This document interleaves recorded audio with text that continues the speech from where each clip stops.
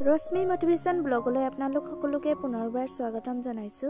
আজি মই আপোনালোকৰ বাবে লৈ আহিছো মুখ্যমন্ত্ৰী মহিলা উদ্যমিতা অভিযান আঁচনিৰ এপ্লিকেশ্যন ফৰ্মখনৰ লগত গাঁঠিবলগীয়া বিজনেছ প্লেন আমি কেনে ধৰণে প্ৰস্তুত কৰিব লাগিব। বিজনেছ প্লেন দুই ধৰণৰ থাকে।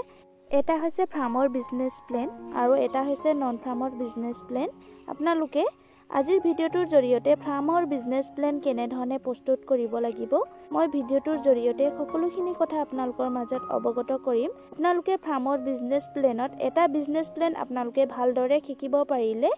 অন্য ভিডিঅ' আপোনালোকে চাব নালাগে। সেই ভিডিঅ'ৰ জৰিয়তে আপোনালোকে ফাৰ্মৰ বিজনেছ প্লেন আপোনালোকে প্ৰস্তুত কৰিব পাৰিব। যিকোনো ফাৰ্মৰ বিজনেছ প্লেন আপোনালোকে প্ৰস্তুত কৰিব পাৰিব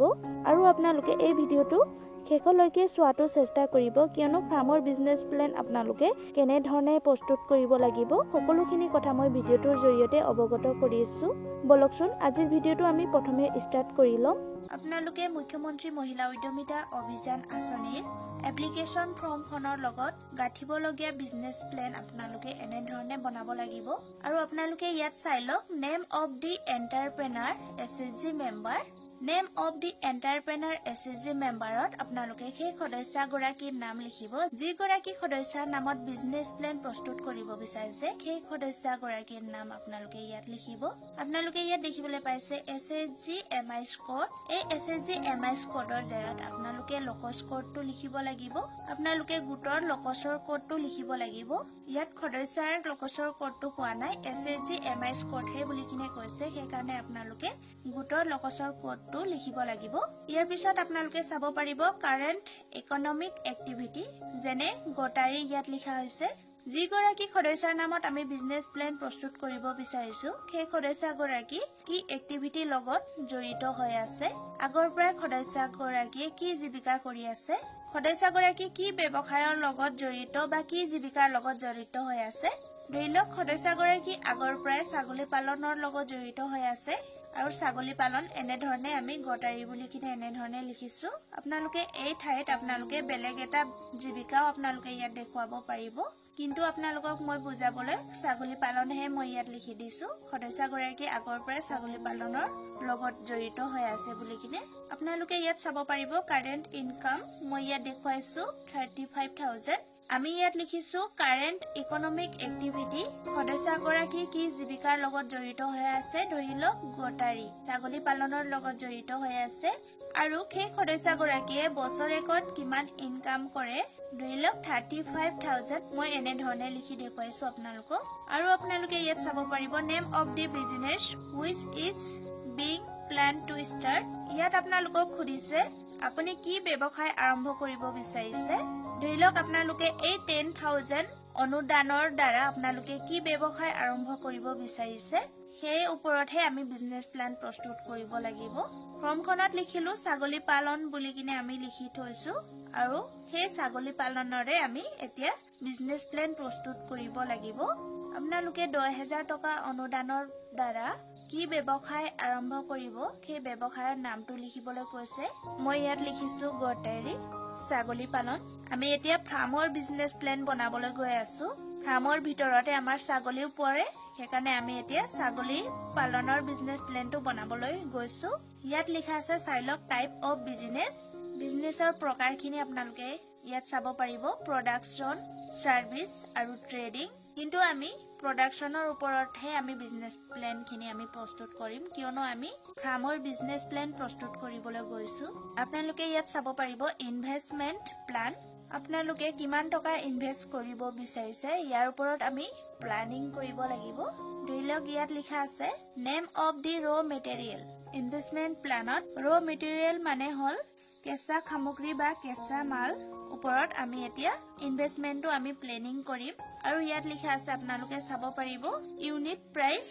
ইয়াত লিখা আছে ইউনিট ৰিকোয়াৰ্ড আৰু ইয়াত লিখা আছে টোটেল কষ্ট। এতিয়া আমি ছাগলী পালন যদি আমি কৰিবলৈ যাওঁ তেতিয়া আমি প্ৰথমে ইনভেষ্টমেণ্টটো আমি প্ৰথমে উলিয়াব লাগিব। প্ৰথমে ইয়াত চাব পাৰিব আপোনালোকে গোট গোট কাইটস মানে ছাগলী পোৱালি আপোনালোকে ছাগলী পোৱালি ইউনিট প্ৰাইস 1200 টকা ইউনিট প্ৰাইস হৈছে দাম ছাগলী পোৱালিটো ধৰি লওক ইয়াত 1200 টকা লিখিছো আমি ইউনিট প্ৰাইসটো ইউনিট ৰিকোয়াৰ্ডটো আমি ইয়াত 6 লিখিছো কিয়নো 6টা ছাগলী পোৱালি আমি কিনিবলৈ বিচাৰিছো আৰু টোটেল কাষ্টটো আপোনালোকে এনে ধৰণে উলিয়াব লাগিব 1200 টকাকৈ 6টা ছাগলী পোৱালিৰ দাম কিমান হ'ব 1200 লগত 6 আমি পূৰণ কৰিলে 7200 টকা পাম এনে ধৰণে আমি লিখিব লাগিব টোটেল কাষ্টটো মানে আমি 6টা ছাগলী পোৱালি কিনিবলৈ বিচাৰিছো আৰু ছাগলী পোৱালিৰ দামটো হ'ল 1200 টকা আৰু টোটেল কাষ্টটো আমাৰ হৈছে আমাৰ 7200 টকা 1200 লগত 6টো আপোনালোকে পূৰণ কৰিলে ইমান হ'ব আপোনালোকে পূৰণ কৰিও চাব পাৰিব এনে ধৰণে আমি টোটেল কাষ্টটো উলাব লাগিব আপোনালোকে বুজি পাব লাগিব ইউনিট প্ৰাইস হৈছে দাম ইউনিট ৰিকোয়াৰ্ড হৈছে সংখ্যা বা পৰিমাণ আৰু আপোনালোকে ইয়াত চাব পাৰিব টোটেল কাষ্ট মানে সৰ্বমুঠটো আপোনালোকে এনে ধৰণে উলাব লাগিব আৰু আপোনালোকে ইয়াত চাব পাৰিব ছাগলী পালনত আমি মাত্ৰ ছাগলী পোৱালি মাত্ৰ কিনিলে নহব হোম মেড ফিড আমি দানাও কিমান লাগিব আনুমানিক আমি পৰিকল্পনাটো প্ৰস্তুত কৰিছো ধৰি লওক দানাটো আমি ইউনিট প্ৰাইসত 10 টকা বুলি ধৰিলো আৰু ইউনিট ৰিকোয়াৰ্ড পৰিমাণ আমাৰ 500 কেজি আমাক দানাৰ প্ৰয়োজন এনে ধৰণে টোটেল কাষ্টটো আমি 5000 এনে ধৰণে লিখিছো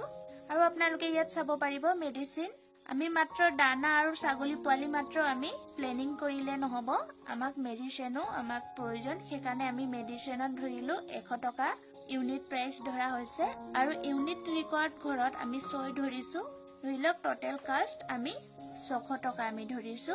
ছাগলী পোৱালিৰ দাম আমি ধৰি লৈছো 7200 টকা আৰু আমি দানাৰ কাৰণে ধৰি লৈছো 5000 টকা আৰু মেডিসিনৰ কাৰণে ধৰি লৈছো আমি 600 টকা এই গুটেখিনি প্লাস কৰাৰ পাছত আমাৰ এই টোটেল ইনভেষ্টমেন্টটো আমাৰ এনে ধৰণে উলাব লাগিব গুটেখিনি টোটেল কষ্টখিনি থিয়কে প্লাস কৰিব লাগিব আমাৰ গুটেখিনি হৈছে 12800 টকা এনে ধৰণে টোটেল ইনভেষ্টমেন্ট হৈছে 12800 টকা আৰু আপোনালোকে ইয়াত চাব পাৰিব ফান্ড ডিটেইলছ মানে পুঁজিৰ পৰা আপোনালোকে কিমান খৰচ কৰিছে ফান্ড ফ্ৰম MMUA মানে মুখ্যমন্ত্ৰী মহিলা উদ্যমিতা অভিযান আঁচনিৰ পুঁজিৰ পৰা আমি পাম 10000 টকা আৰু সেলফ কন্ট্ৰিবিউশন মানে হল আপুনি নিজে কিমান খৰচ কৰিব নিজে খৰচ কৰিম বুলি কিনে আপুনি 2800 টকা এনে ধৰণে লিখিব লাগিব নিজৰ খৰচ আপোনালোকে নিজৰ বিজনেস প্লেনত আপোনালোকে ইয়াত কমাবও পাৰিব বঢ়াবও পাৰিব কিন্তু আপোনালোকে এই 2000 টো 2000 এ লিখিব লাগিব ফান্ড ফ্ৰম MMUA 10000 মই ইমান টকা আকৌ প্লাস কৰি পেলাই মই বিজনেসটো আৰম্ভ কৰিম বুলি কিনে আপোনালোকে ইয়াত সেলফ কন্ট্ৰিবিউশনৰ টকাখিনি আপোনালোকে ইয়াত প্লাস কৰিব লাগিব এই দুটা ধৰিলক 10000 আৰু 2800 প্লাস হোৱাৰ পাছত আমাৰ ইয়াত টোটেল হল 12800 টকা ফান্ড ডিটেইলছৰ গুটেখিনি আমাৰ 2000 আৰু 2800 টকা আমাৰ দুটা যোগ হোৱাৰ পাছত 12800 টকা হল আমি টোটেল ইনভেষ্টমেন্ট কৰিছিলো 12800 টকা আৰু আমি ফান্ড ডিটেইলছৰ পৰাও পালো 12800 টকা আমাৰ এই দুটা সমান উলাব লাগিব টোটেল ইনভেষ্টমেন্ট আৰু ফান্ড ডিটেইলছৰ এমাউন্ট খিনি আপোনালোকে এনে ধৰণে সমান উলাব আপোনালোকে সেলফ কন্ট্ৰিবিউশনৰ পৰা কিমান টকা খটাইছে এনে ধৰণে আপোনালোকে উলিয়াই লিখিব লাগিব আৰু গুটে টোটেল লিখিব লাগিব ধৰিলক এই দুটা প্লাস হোৱাৰ পাছত 10000 আৰু 2800 প্লাস হোৱাৰ পাছত 12800 টকা হৈছে এনে ধৰণে 12800 টকা হৈছে আমাৰ ফান্ড ডিটেইলছ এই ফান্ড ডিটেইলছ আৰু এই ফান্ড ডিটেইলছ গুটে টোটেল হল 12800 টকা আৰু টোটেল ইনভেষ্টমেন্ট হল 12800 টকা এই গুটে দুটা আমাৰ সমান উলাব লাগিব আৰু ইয়াত আপোনালোকে চাব পাৰিব মাৰ্কেটিং এণ্ড সেলস বজাৰ আৰু বিক্ৰী পৰিকল্পনা প্ৰস্তুত কৰিব লাগিব ইয়াত আপোনালোকে চাব পাৰিব প্ৰডাক্টত আপোনালোকে প্ৰডাক্টৰ নামটো লিখিব লাগিব ইয়াত আপুনি বজাৰত কিমান বিক্ৰী কৰিব আপোনালোকে ইয়াত পৰিকল্পনা প্ৰস্তুত কৰিব লাগিব এক্সপেক্টেড প্ৰডাকচন ধৰিলক 24 কেজি আপোনালোকে ইয়াত প্ৰডাক্ট ইয়াত আপোনালোকে চাব পাৰিব প্ৰডাক্টত আপোনালোকে ইয়াত ধৰিলক কি প্ৰডাক্ট আপোনালোকে সেলিং কৰিব বিচাৰিছে বজাৰত ধৰিলক ছাগলী ক্ষেত্ৰত খাহি আমি মাংসৰ দামটো আমি ধৰিলম এক্সপেক্টেড প্ৰডাকচন কেজি ধৰিলক 24 কেজি এক্সপেক্টেড প্ৰডাকচনত কিমান কেজি মাংস বিক্ৰী কৰিব ইয়াত লিখিব ধৰিলক ইয়াত 24 কেজি আপোনালোকে নিজৰ ইচ্ছা অনুযায়ী আপোনালোকে ইয়াত বহাব পাৰিব কিমান কেজি প্ৰডাকশন আপোনালোকে কৰিব বিচাৰিছে সেই প্ৰডাকশনৰ পৰিমাণ আপোনালোকে ইয়াত বহাব পাৰিব ধৰি লওক আনুমানিক ইমান কেজি মাংস বিক্ৰী কৰাৰ পাছত ইমান টকা পাম এনে ধৰণে আপোনালোকে বনাব লাগিব ইয়াৰ পিছত সৰ্বমুঠ আমাৰ ইমান কেজি মাংসৰ দাম ইমান টকা হ'ব টোটেল সেলস টাৰ্ন ওভাৰত মাংসৰ দামটো আমাৰ হ'ব লাগিছিলে 24 ইনটু 1200 যেতিয়া আমি ইনটু কৰো 24ৰ লগত 1200টো ইনটু কৰিলে আমাৰ হ'ব লাগিছিলে 28800 টকা কিন্তু প্ৰিন্টত ভুলক্ৰমে 28400 টকা হৈ আহিছে একো নহব আপোনালোকে বুজি পালেই হ'ব যদি টোটেল সেলস টাৰ্ন ওভাৰত 28400 টকা হয় তেতিয়া হলে আপোনালোকে মাৰ্কেটিং এণ্ড সেলস প্লেনত ধৰিলক গোটেইখিনি আমি মাংস বিক্ৰী কৰাৰ পাছত লাভ ইমান হ'ব লাভ হ'ব 28400 টকা আপোনালোকে ইয়াত ভালদৰে শিকি লওক টোটেল সেলস টাৰ্ন ওভাৰ ৰেছৰ পৰা আপোনালোকে টোটেল ইনভেষ্টমেন্টটো মাইনাস কৰাৰ পাছত যি থাকি যায় সেয়াই হ'ব আপোনালোকৰ এক্সপেক্টেড এডিশনাল ইনকাম আপোনালোকে এই বিজনেস কৰাৰ পাছত ইমান টকা লাভ আশা কৰিছে বুলি কিনে আপোনালোকে ইয়াত লিখিব লাগিব আৰু signature of the SSG member ইয়াত এসএসজি মেম্বাৰৰ সিগনেচাৰো কৰিব লাগিব যি গৰাকী সদস্যৰ নামত বিজনেস প্লেন প্ৰস্তুত কৰা হৈছে সেই গৰাকী সদস্য ইয়াত সহি কৰিব লাগিব আজিৰ দিনটোৰ বাবে ভ্ৰামৰ বিজনেস প্লেনৰ ওপৰত মই ভিডিওটো ইমানে লৈ আহিলো ভিডিওটো কেনেকুৱা লাগিছে কমেন্টত আপোনালোকে জনাব পাৰিব মোৰ চেনেল এতিয়ালৈকেও সাবস্ক্ৰাইব কৰা নাই যদি মোৰ চেনেলটো সাবস্ক্ৰাইব কৰি থব অনাগত দিনবোৰতো এনে ধৰণৰ ভিডিও মই আপোনালোকৰ মাজত লৈ আহিম পুনৰ নতুন এটা ভিডিওত লগ পাম আজিৰ ভিডিওটো মই ইমানতে সামৰণি মাৰিছো